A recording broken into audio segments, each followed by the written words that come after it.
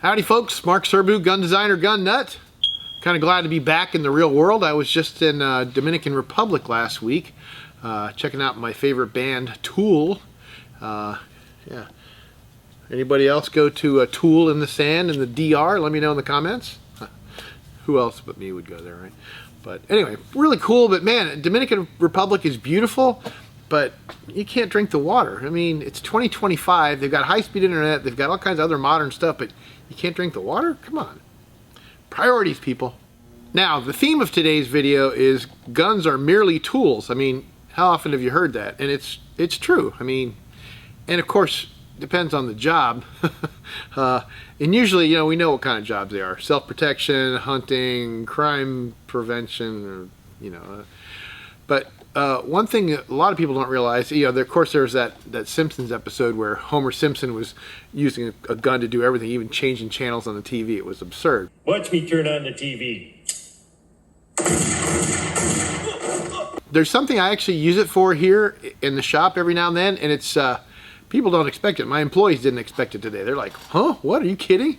Because we had a lug that we had to take off of an RN50. It was like we had, you know, every now and then you get defective stuff and it's off to the side and it's, you know, we fix it later.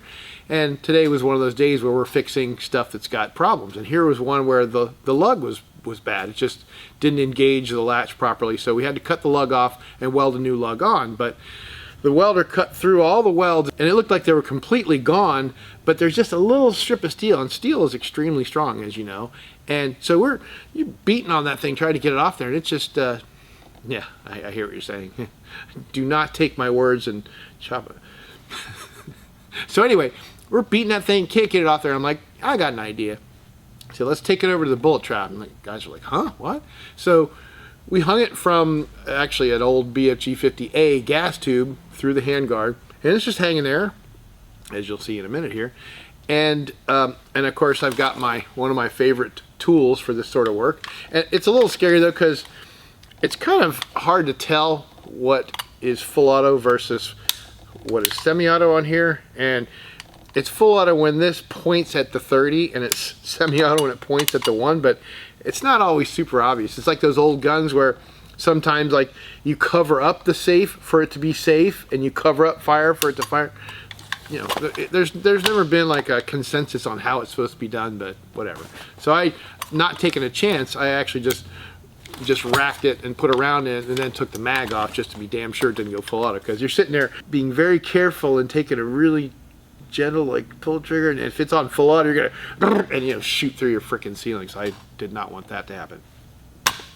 So we had the thing hanging there, took a shot, and it's hard because, you know, we're shooting at 8 yards for something that's sighted in for probably 100 yards, so you don't know where the bullet's going. So I looked at another, you know, shot at another target first and saw where my group was. So I'm sitting there taking shots at this thing, and I keep missing. It took me about 8 shots, because, you know, you got to be careful. You got to gently come in from the side where you want to hit the lug. You don't want to hit the freaking receiver. So I finally got it, and man, it just ping, it came off there so fast. And what most people don't realize, and what you engineering students should realize, is it's impact loading. The best way to break something free is to impact load it, and that means beating the crap out of it with a big hammer, or in this case, you know, a bullet. And a bullet's got a lot of energy, and if you know the equation for impact, it's force divided by time. And so you've got a ton of force from the bullet, and your time is very, very small. So the impact is very large, and it works, as you'll see.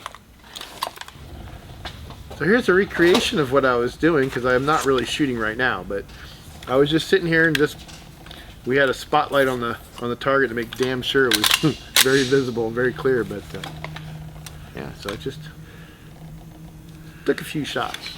Take a look at that.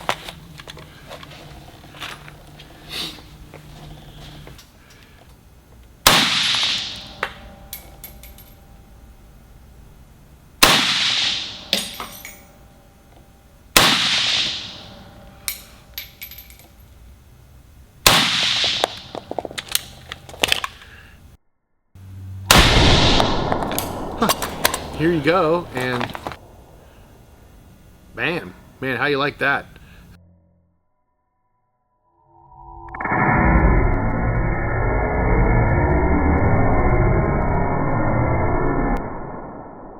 nice fireworks show from the sparks coming off it. And you know, 760 by 39, they're almost always steel core, so that's why you see the sparks steel on steel.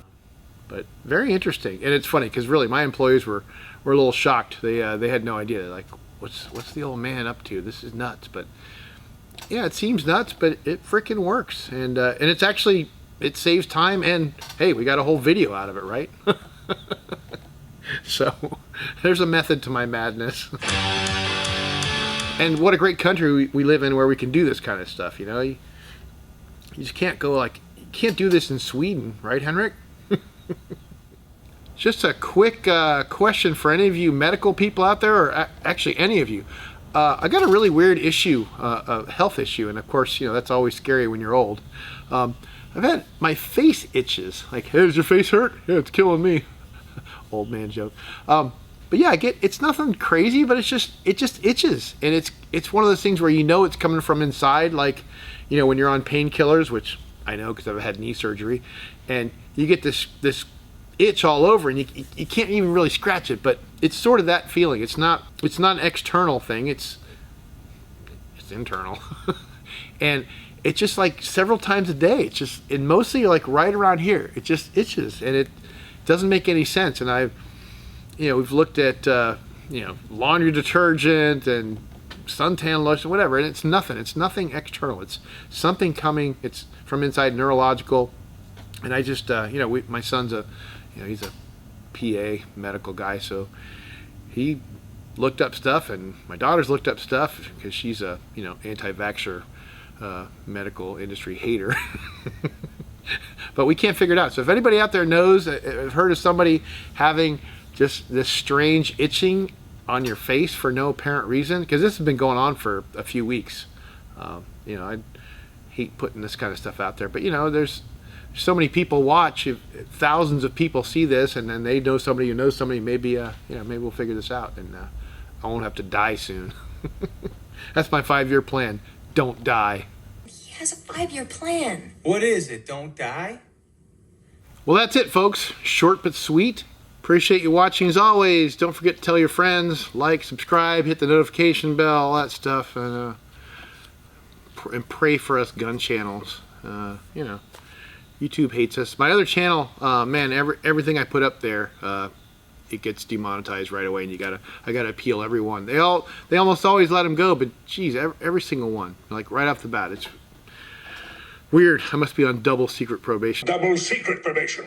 And by the way, if you're watching this on Mark Serbu's other gun channel, yes, this has already been posted to my main channel, and this is, I'm using it as a mirror site now. I've got it up videos on 2 places just because YouTube unsubscribes people from my channel. So I figure if I've got 2 channels showing the same thing, you're gonna see them. So don't feel you gotta watch it twice, but I don't mind if you watch it twice. Just have it on the background while you're cooking bacon or something. All right, thanks folks. Catch you next time. This has already been posted to my main channel, and this is... Somebody's yelling outside. They keep going, hey, hey. I wonder what they would say if they heard a machine gun going off inside of a building. Maybe that'll stop them from saying hey. Yeah, I wish I could show you that, but...